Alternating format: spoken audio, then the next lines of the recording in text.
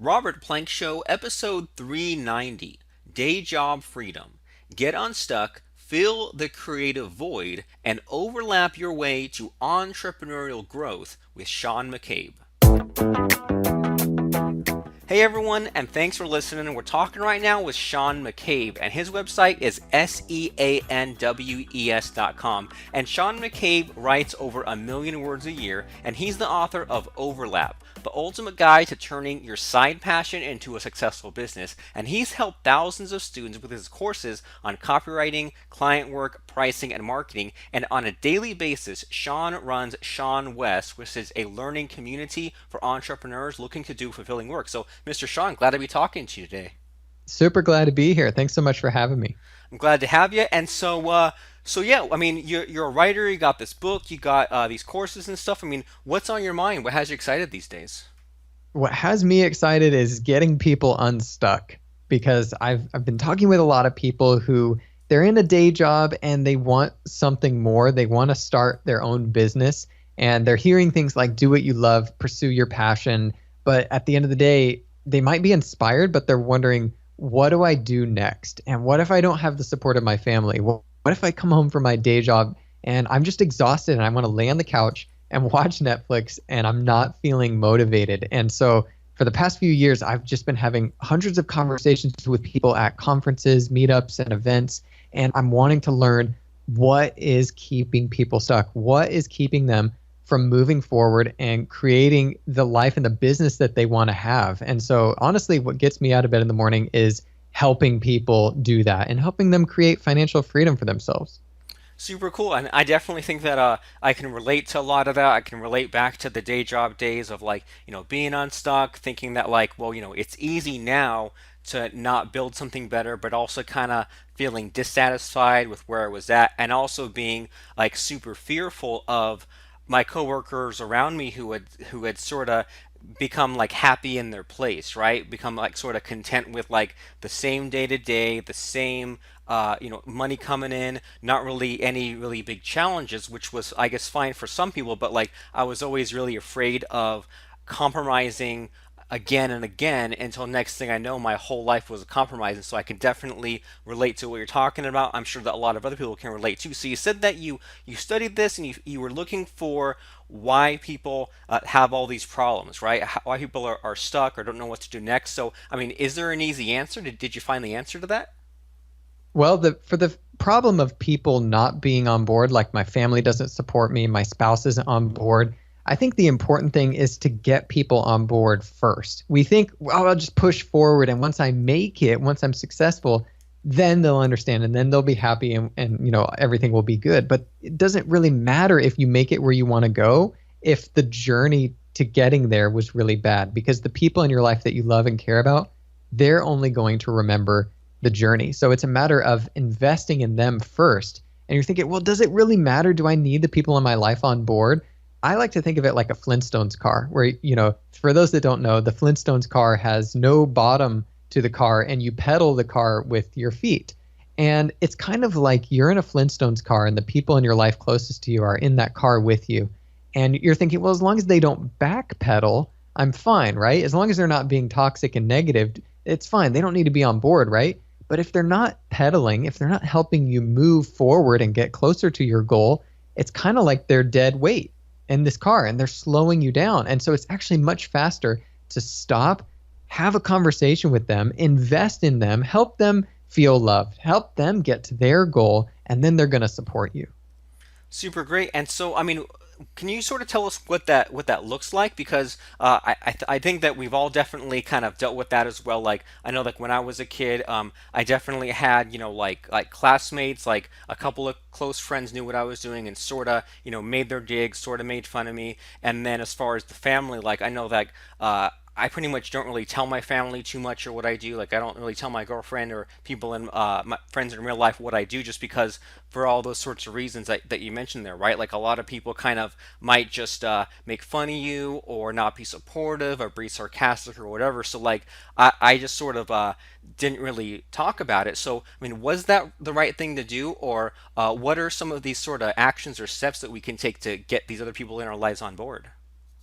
I would say for the people who are really close to you, that really matter to you, that you care about, you do want to make an effort to get them on the same page. If someone doesn't matter, if they're just going to make fun of you, if they're not super close to you, yeah, you don't really have to tell them. But especially if you live with someone, they need to know, hey, this is the time when I'm going to work on my side project, on building up my business in the evenings, in the weekends. But I still want to spend time with you. I still want to invest in you. It's just a matter of communication because, like you mentioned, compromise earlier. What happens is a lot of people put a lot of financial pressure on themselves. So it's like, I want to build up this business. I want to do something on the side. And a lot of people just take that leap. They take that leap and immediately now they have to solve the problem of, how do I put food on the table? How do I get a roof over my head and make sure I'm paying rent? And so you're in this scarcity mindset where you have to take on anything you can get to pay the bills. And when it comes to doing something that you're passionate about, there's no quicker way to kill the passion than to immediately use it as a tool to pay bills. Because you're thinking, I got to take on this client, even though I see all these red flags and I know they're not going to be someone that's good to work with, but I need the money. And you end up in these compromised situations where you're just regretting ever even getting into this place. And that's what I wanted to help people avoid with overlap. This book is about the process of going from a day job to running a business that supports you and actually doing that full time. And it's not a leap. It's not just something where you jump out and you hope for the best. It's a transition. Super cool. And I can really relate to a lot of this because I sort of did an overlap myself as opposed to a leap. Like I had the day job, and a lot of people out there said stuff like, "Oh, just burn the bridges, or just take do something where you can't reverse it. Like quit that job. That way you only have one direction in front of you." And I'm thinking, well, that sounds good for advice to dispense to me. That sounds good for like platitudes, but as far as actually, keeping a roof over my head, that seems really scary. And then, like you said, it seems like it's possible to kind of close one too many doors, and next thing you know, you're doing literally anything you can just to pay the bills. And so, I'm really curious. Like, you went through this process yourself, right? Yes, I did. So, I mean, what was that like for you? I mean, I imagine that maybe a lot of the advice that you have now is maybe kind of came about from kind of all these bumps in the road yourself, right?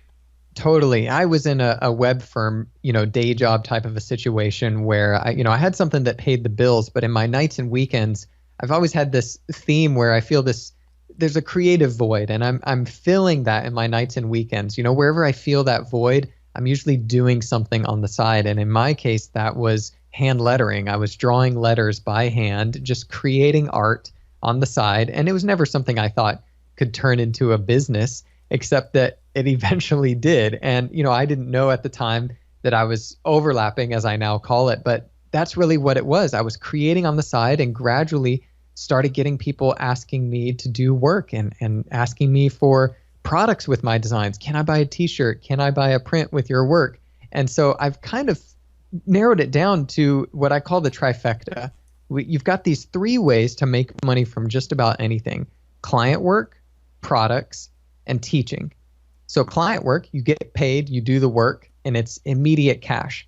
Products, you've got to invest in a little bit, but in the long term, it can create a nice residual flow of income for you. And then by the time you've done products and client work, you have a lot of experience that you can teach. And teaching can come in the form of writing a book, hosting a workshop, or producing an online course. But you've got these three different methods that are creating diversified sources of income for you. And for a lot of people, maybe you've made money at one point on the side. You did a $50 project here, someone paid you $500 there, and you're doing a little bit of basic math in your mind, and you're looking at your monthly bills, that number that you need to pay your expenses, and you're looking at this one job that you did once upon a time.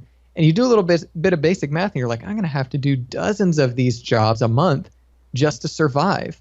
But really, you talk to anyone who is successful, any successful business owner, freelancer, entrepreneur, and they have these multiple sources of income that's creating something that's more diversified and a lot more stable.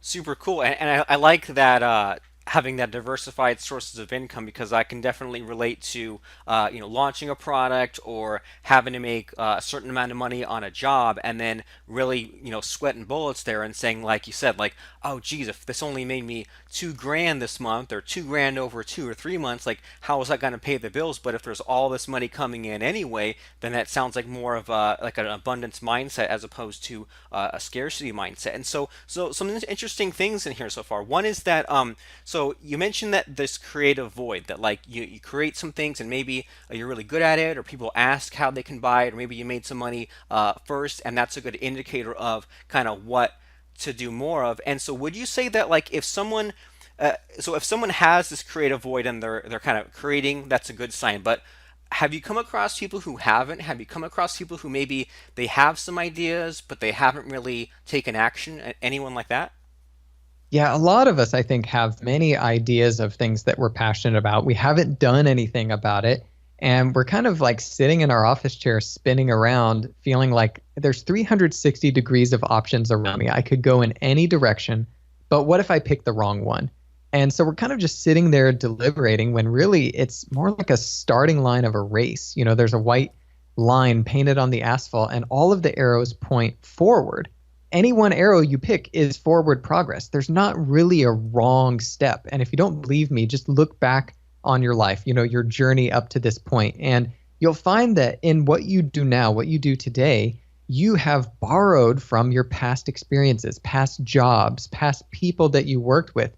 You're using all of those things you learned from the quote unquote wrong things that you did in the past. Really, the process is messy. The journey is never a straight line. And so like you can't steer a parked car, right? You have to get over inertia and then course correct. So really it's a matter of, if you're not feeling motivated, just try things. And that's the beauty of overlap, because you've got your bills covered with a day job. That's the financial foundation. So you're overlapping from the day job covering all of your bills to this thing that you might enjoy on the side. And so it's taking that list of passion ideas you have in your mind and auditing it. You're going into this exploratory phase where you're allowing yourself the time to do and to try and to experiment, to see if you like the act of doing something. Because, for instance, if you're sitting here thinking, I like the idea of being a best-selling author, but you find out you don't like writing every day, that's going to be a problem. So it's finding that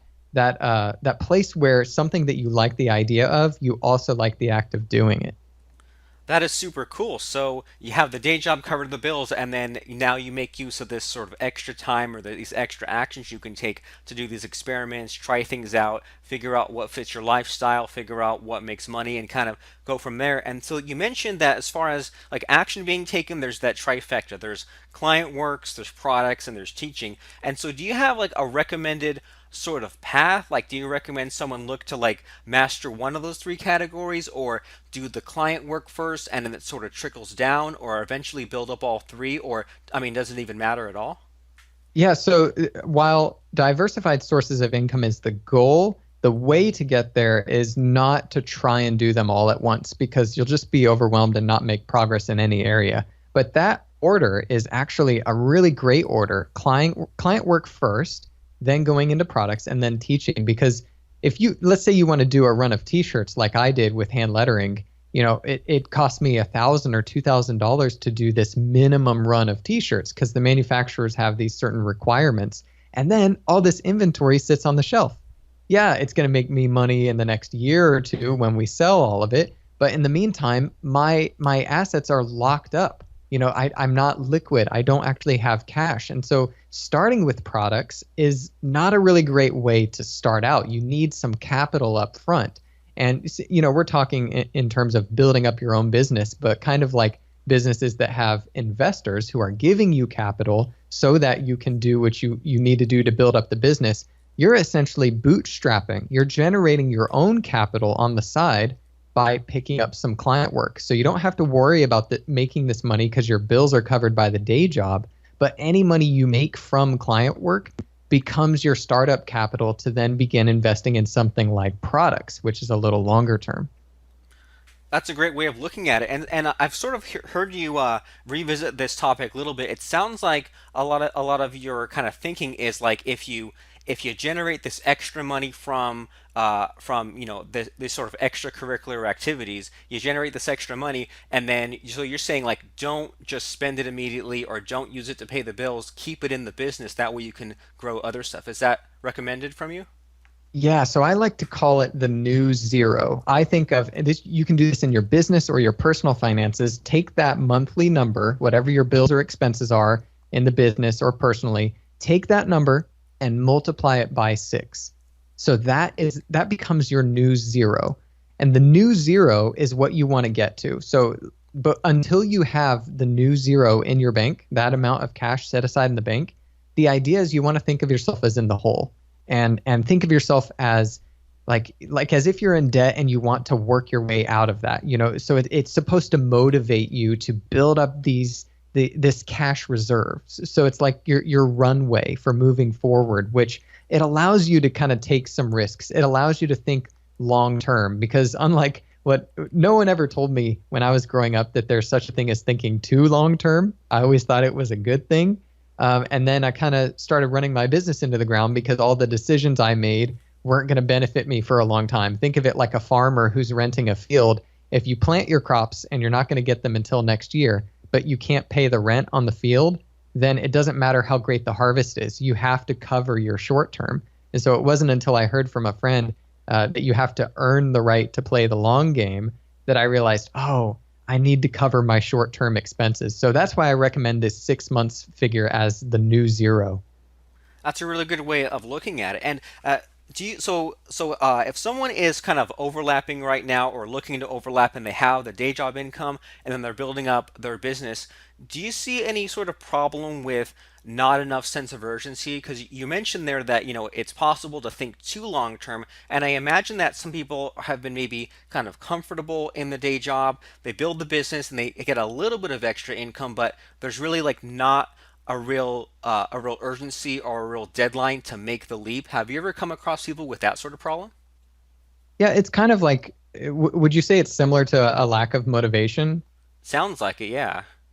I mean, essentially, a lot of people are waiting for the motivation. Like, yeah, I'll really turn it on when I'm feeling it. But if you talk to anyone who's really motivated, they know that you don't start with motivation. Motivation isn't fuel for beginning, it's a result of taking action. So when you show up, when you make a commitment to show up every day, you're going to find that the motivation comes after you show up.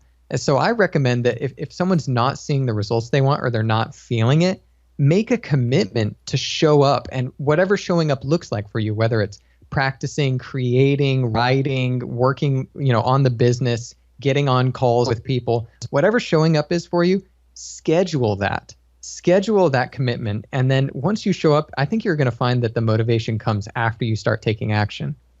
That is super cool. And what you're making me think of when you're mentioning all that is that there have definitely been times when I haven't felt like, say, recording a video session for a product, and I just kept putting it off. And then when I finally said, okay, I'm going to sit down, but I'm only going to record the first 10 minutes, or I'll record the video first and I'll save it, but I won't edit it. I'll leave it till later. I usually end up kind of getting in the groove, and then 10, 15 minutes in, I'm like, I'm having a lot of fun now. I can't believe I forgot how much fun it was to actually like produce and be in the groove or the zone or whatever. And then I get to the end and it's just like, dang, that hour of making the video flew by. I was only going to do 10 minutes. I recorded it.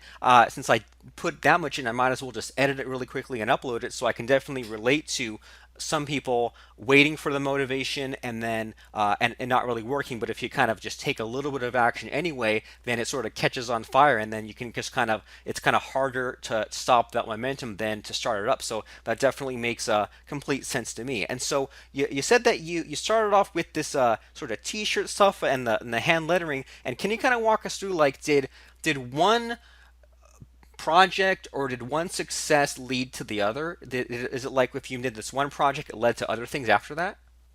For me, it was when I started curating what I shared. And what I mean by that is selectively projecting a single focused thing. So I used to just share everything, whether it was work that I had done or things that I was thinking or writing about or anything that I made. And as a result, people couldn't really figure out what I was about. And once I started posting just one kind of thing, in my case, it was this hand lettering work, this art, people started to be able to figure out what I was about. They were able to finally process me because I made it simple enough. And so they were able to remember me. So when they thought of me, they thought of this thing. And when they saw this thing in the world, they thought of me. And that was where I really saw the inflection point in the growth of my audience and where I started getting more and more requests for both client work and products. And so I found myself in this place where I was making great money from client work and products, working with really big names. You know, I was charging 5 figures for each of the jobs that I was doing, and it was incredible. But I was sort of ignoring the elephant in the room. And the elephant in the room was people in my audience who wanted, most of them wanted to learn how to do what I did. And I wasn't helping out with that at all. And, you know, I just put up a guide on my site as a way to kind of curb all of the emails I was getting every single day with questions. And I started pointing people to this guide. I didn't know anything about marketing at the time. I didn't have an email list or anything, but I noticed in my analytics that over the next year, 200,000 people read that guide. And that was clearly enough interest for me to say, okay, we can go a little bit deeper here. And I ended up taking off the next 6 months to create a course called Learn Lettering. And so that's kind of where we're entering into that third way of making money with the trifecta, teaching. I started teaching what I knew, and that yet again brought in another source of revenue for me. And that course ended up making 6 figures in the first 3 days of launching it. That is awesome. And so, you said that you kind of you kind of take all this action, and then after a while, you figure out to project like a single focus thing, and then it sort of like builds up from there. And do you have any secrets to following through with that? Because I imagine that a lot of people out there, they want clients, but they just hesitate on the contacting of them, or they want to make products, but maybe some people out there have made like half a product or 90% of a product, or they have a blog, but they haven't posted on it for 6 months. So do you have any advice, or do you have any secrets on how you're just able to not only create so much, but complete what you start and also put things out consistently? Totally. And I can very much relate to that because I am a chronic procrastinator. I always would wait until the last minute in high school. I'd have 3 weeks to do a paper and I'd wait until the night before and stay up all night. And it was terrible. So I've always been fighting and wrestling with that. And what I found works really well for me is getting my back against the wall and getting accountable. And so I like to call this the 3 Ps of accountability. You've got public accountability, partner accountability, and then personal accountability. So your public accountability is telling your audience, telling people in general that you're going to do something. And for some people that works really well because your reputation is on the line. And if you don't follow through, you don't look consistent, and that's not a very desirable trait. So we want to appear consistent, and sometimes declaring something publicly can help with that. The second one to back it up, though, this is probably the more important one, is partner accountability, where you have an accountability partner and it's a mutually beneficial thing. This is not like a mentorship or a coach, but it's with a peer who is about at your level, who's also working towards a similar goal. You're holding each other accountable. You meet regularly, and they make sure that you stay on top of your commitments. And then the final one is personal accountability. And this is the weakest one usually because we really don't like we don't mind disappointing ourselves. We say we're going to wake up early and we don't do it. We say we're going to write our blog post and we don't do it. But when you pair this with the other two, the public and the partner accountability, and you also tell yourself you're going to do something, when you follow through because you care about what other people think, you end up strengthening your own personal accountability such that in the future, when you make a commitment to yourself, you're going to be even more likely to follow through. Super cool. So it's like the muscle gets stronger the more you use it. Exactly, yes. And so, so with all these things that you've put out there, with like the marketing and even some of the ways that you've been like explaining some stuff today, I've noticed that a lot of times when you're making a point, you either have like something sort of catchy like this, like the 3 Ps or the trifecta, or even if you don't, like I've noticed that you have some sort of either like a metaphor, like you mentioned things like timelines or like spinning the chair around 360 degrees, like some sort of visualization stuff. So is that Is that just how you normally are, or is that a conscious effort to kind of, put your points in a nice, tidy package? That is a very astute observation. And I have to say this is a very practiced thing because it's not how I normally am. I'm more of an abstract thinker, more intuitive type. I can very, very easily understand complex systems and break them down for people. And what I've learned is that most people don't think that way and they have a hard time, maybe they're more visual. And so it's these stories. You'll notice philosophers, religion, they use stories to make concepts that are otherwise abstract more tangible for people. And it helps stick in their mind. When you talk about, all these different passions that you have, I used to talk about it in an abstract way, but I've more recently started giving the example of being on a beach when the sun is going down and you're squishing the sand between your toes and you've got a few pits in front of you, these little fire pits, and each fire pit represents one of your passions.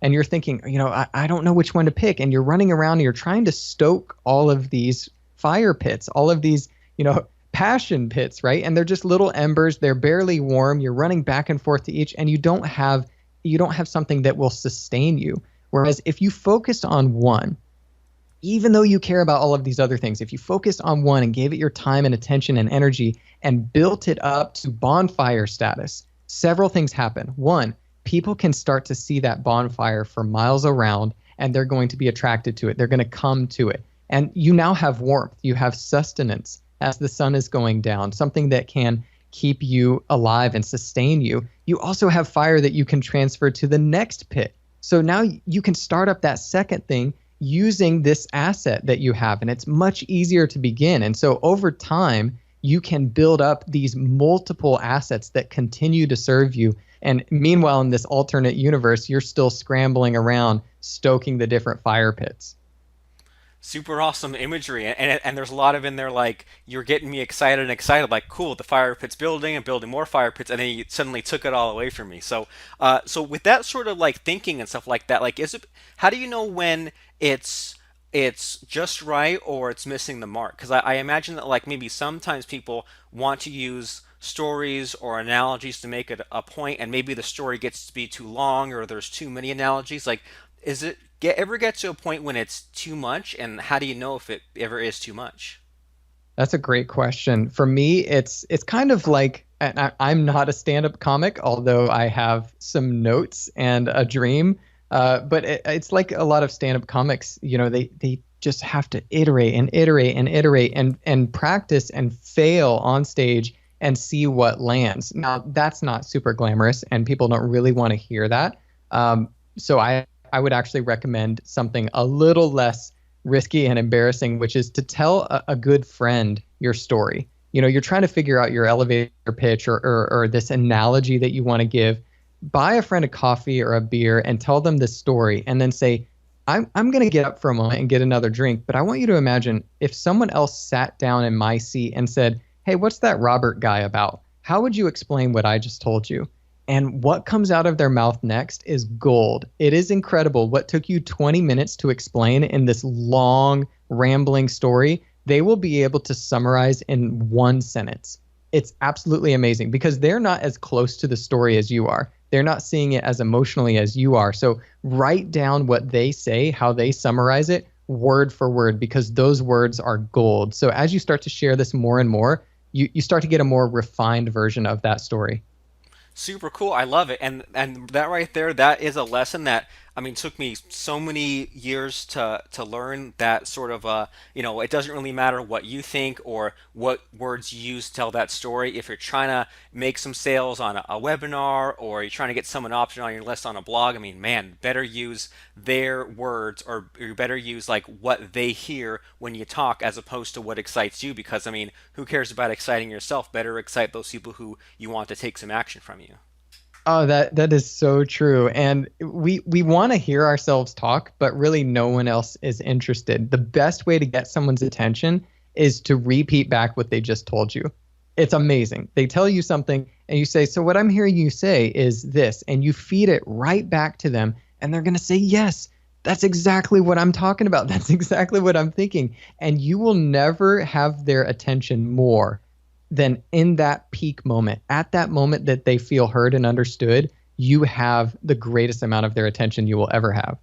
That is super trippy. And as you're explaining it, it sounds like perfect common sense. Like, oh, if someone says something to me, of course I'm going to repeat back to them. But I think that at least, I mean, I can't speak for anyone else, but I can say for me personally, like I think that I'm always thinking like, oh, if someone says something to me, I gotta like move the conversation forward, or I gotta like expand on what they said. And I noticed like as I became older, I was realizing that oh yeah, sometimes when I thought that I was kind of moving the conversation along, I was either like one upping them or I wasn't getting the exact point that they thought they were trying to make. And so, yeah, just keeping it simple and going back to just kind of mirroring what it is that they said. I mean, super powerful and also super simple. And I mean, a lot of people, I guess, don't do it because it's just that simple. And so, I mean, lots of stuff to sort of chew on today. And so, is there anything before we kind of start to wrap things up here about this whole overlap concept? Is there anything else that you want people to know? Like, is there like a step-by-step process and things like that in your book? There is very much so. And I started writing the book with that part, the really practical steps, because that's just how I think. And I don't want something super risky. I want something that makes sense and works, for the type of person that has a family, and really needs to be more practical about things. But I realized it wasn't just the business stuff that people were getting hung up on. It was the other things keeping them stuck. So the book first helps you get unstuck with the common things like time and motivation and family, not supporting you. And then it delivers the practical steps on how do you actually start a business while you're working a full-time job. Super cool. So it's got everything. And so, and is there like a way to just really quickly, can you give us like an overview of like, I mean, what are the steps to basically going through this overlap process and quitting our day jobs? Totally. So the first thing is the day job. The day job is the foundation to the overlap, and the day job needs to cover 100% of your bills. If you put any of that pressure on the money you need to make each month to sustain yourself on whatever it is you're passionate about, whatever this side business is, you're going to end up in scarcity mindset, because really when you need to be building this up the right way, think of it like a tree. You've got this oak tree that you can lean against. It's really strong. It's solid. It's been there for decades. But you've got a little sapling next to it that was just planted very recently. Now, if you're tired after a long day and you want to lean your full weight against this sapling, you're going to crush it. But that's what we do. We put the pressure of finances on this young pursuit, this sapling that we're only just now beginning to pursue. You've got to protect it. You've got to invest in that passion before you start to monetize it. So the book is broken down into 5 sections. Find your passion, protect your passion, invest in it, monetize it, and then market it. Super great. And so, if everyone listening here, if they've been blown away with your advice here, and they say, this overlap concept, I love it. It sounds way better than any of the other alternatives, like giving up on my dreams, or taking in all this risk, or just being like super overworked. So, if they like the overlap concept, what's an easy way to grab this book? Well, I thought that maybe if someone made it this far into a podcast episode, they might enjoy the audiobook. So we have the book available in all different formats. You can find it at overlapbook.com. Or actually, Robert, I don't know if you have a link that you want to provide people. Maybe we can give them that link. We'll put a link in the show notes, but if you're just listening, just go to overlapbook.com. Awesome. So if you made it this far, we actually did something really cool with the audiobook, which is when you get it, we give you an RSS feed, just like a podcast, where you can plug it into your favorite podcast app, however you're listening to this show right now, and instantly you have the entire audiobook in your favorite podcast app. That is super amazing. So, how do people claim that and hook that all up? That again is, I believe it should be a link in the show notes, or you can check out overlapbook.com. Super. And so, I mean, I have to admit, like, I've never plugged an RSS feed into a podcast player. And so, I mean, is this just a matter of like right clicking and copying a URL and just putting it in our app? That's exactly it. And if you're, say like I have an iPhone, it has the podcast app already installed. There's a little plus icon at the top left. You just paste in the feed and instantly there's the book. You don't have to sync the MP3s or any of that.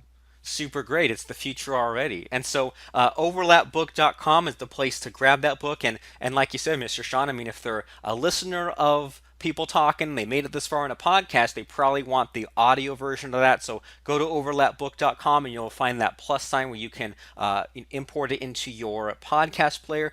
And is there any other web address or any other resources, things like that, that you want to send people to other than overlapbook.com, or is that just the one place to go? That's the place to go. You can also find me at seanwes.com, seanwes.com. We got some other stuff there. You might like the audience building course. It's something we give away for free. But yeah, that's pretty much it.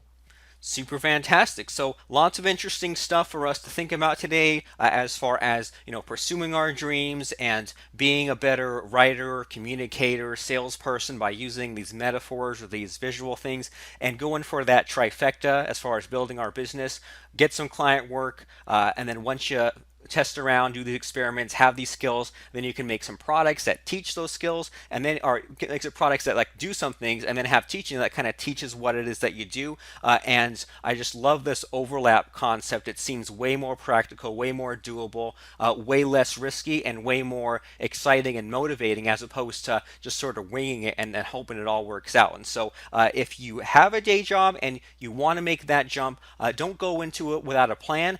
Follow someone who's already done it, who can give you all the roadblocks and stuff to avoid. So go to overlapbook.com to claim the book, to claim the audio book, and to take some action and to live your best life ever. So that way you don't have to keep on compromising. You don't have to keep on wishing what might have been. You can overlap your way out of your day job into the business that you've always wanted to build. So overlapbook.com and then seanwes.com are the places to be. And thanks so much, Mr. Sean, for stopping by and dispensing some of this great knowledge for us. Oh, thank you so much, Robert. Really appreciate the opportunity. Have you heard of Google? How about Google Calendar, Google Drive, or Gmail? Do you struggle mastering these powerful but sometimes scary technologies? Our new book, The Checklist Mindset, makes it simple. It's the next best thing to hiring a full-time virtual assistant. Claim your copy of our book on Kindle at www.checklistmindset.com.